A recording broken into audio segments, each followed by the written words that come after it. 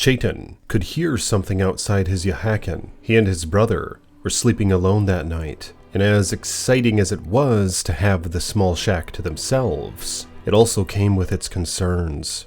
"Did you hear that?"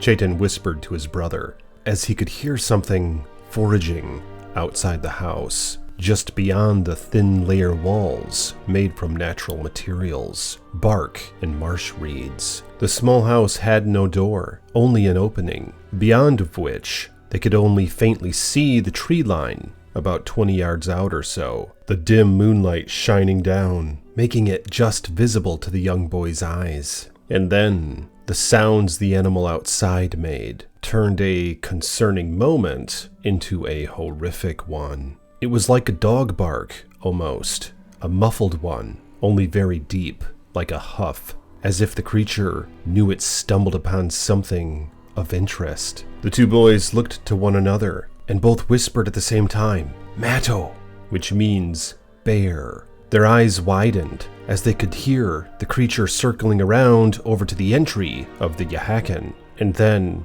as if time stood still, they saw the grizzled, hulking creature appear at the doorway, its eyes glowing, captivated by the discovery of the entrance to the small house. The boys shivered in fear. Could the bear make it through? The tent darkened as it attempted to step in, but the opening wasn't quite large enough for its massive body. It crouched down on its belly and began to claw its way into the home, still likely uncertain of the boy's presence. But it knew there was something in there, something lively and warm, something nourishing.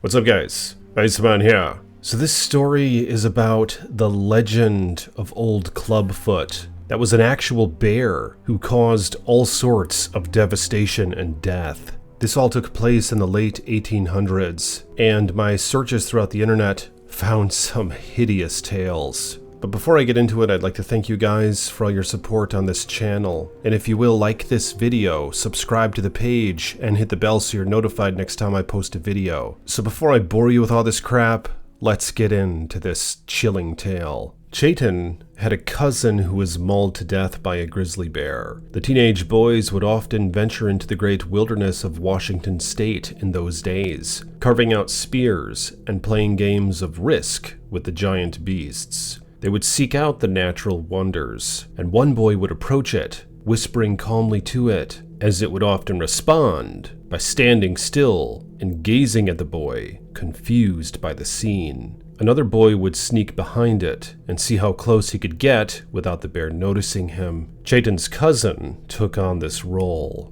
and many times he had gotten close enough to the bruin to swat it on the rump and dash backward, keeping his spear pointed at the creature in order to keep it at bay. At this time, the other boy would run up and attempt to swat it as well. The game of Risk was alluring to both the boys and the young teenagers alike, as it proved bravery and courage, and dexterity and speed. However, there was a day when Chaitan's cousin got too close to the majestic creature, and it quickly turned and grabbed one of his wrists with its massive jaws. It swung him up and over its shoulder, severing the flesh on his forearm, slamming him into the ground, and began viciously mauling him. The other boy ran up and buried his spear into its side, but the bear bellowed and swatted the spear from the boy's hands, and turned back to its victim and wrapped its jaws around his face, and raked its claws up and down his feeble, lightly clothed body. It ended up crushing the boy's skull with its jaws, and it threw his ragdolled body over its shoulder again. His paralyzed, lifeless corpse launched about 10 feet from where the bear stood and bounced off the rocky ground. He lay there in stillness and in death. His friend, after witnessing the scene, vanished from the bear's sight as quickly as he could. The tribe returned later that day and couldn't find the bear that took their younger member. They could only find his mangled body, with his face and head irrecognizable from the trauma. Various tribes of Native Americans had different ways of dealing with bears. While berry picking, some tribes would sing songs to pass the time, and that would alert wild animals like bears to their presence. During hunting, a deadfall or pit trap might be used, but this method could be controversial among individuals. A trained native warrior or professional hunter would prefer to use a spear or hunting bow and face the bear head on. If a particular bear became a nuisance or danger to a community, hunters or warriors would be dispatched to deal with the animal, individually or in parties of 8 to 10 people. In some tribes, a group would make use of a wooded area to fire arrows down at the bear from the trees, as grizzly bears seldom climb trees. Tribes that used horses in hunting would encircle the bear with a small group of hunters on horseback and shoot arrows at the bear until dead. Tribes that traded with settlers for revolvers had a definite advantage over those using bows and spears. A dangerous bear could be dealt with from a safe distance away. In cases where the first shot missed or was non-lethal, the hunter would quickly sit down and reload the rifle. As the bear charged, the hunter would then rise up, aim, and fire, hoping that the second shot hit the spine. Some would practice getting the attention of the bear and inserting the end of a pole with a spiked cross into the grizzly bear's mouth, using the pole to keep the bear at a safe distance, then using a revolver to finish it off.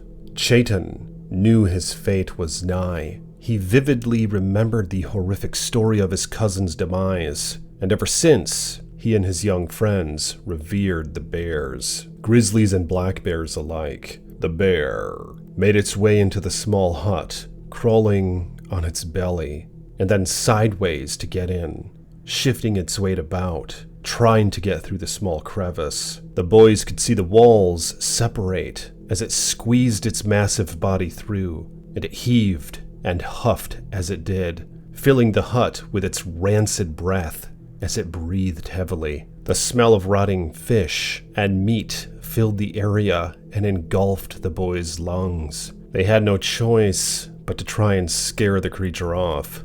Chaitin grabbed his fine iron knife with a bone handle that his grandmother had given him as a gift after reaching the age of 10, and he wrapped the leather strap around his wrist and ran at the bear screaming. The noise startled the animal, and the boy stopped right in front of it, while it was still on its side, trying to make its way in. It darted back from shock and surprise that this small little creature had such ferocity about it, but only for a moment, and its eyes grew cold as it saw the young human figure in front of it, almost taking it as though the boy were challenging the monster. The bear lunged at Chaitin, knocking the boy to the ground as he buried his knife into the bear's shoulder, which didn't seem to faze the bear at all. He couldn't quite dig the knife deep enough into the muscle, and it fell away as the bear pulled him in, the bloodied blade falling on the ground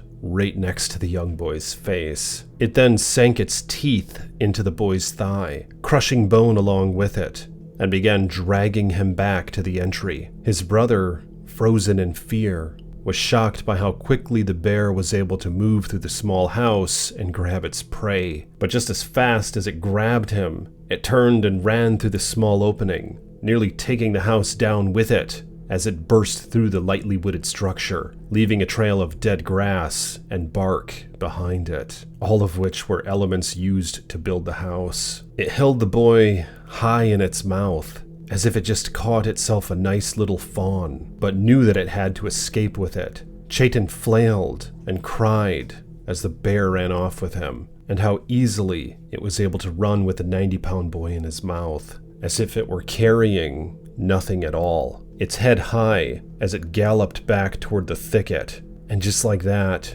it vanished into the wild, and the screams and cries grew faint, and then nothing.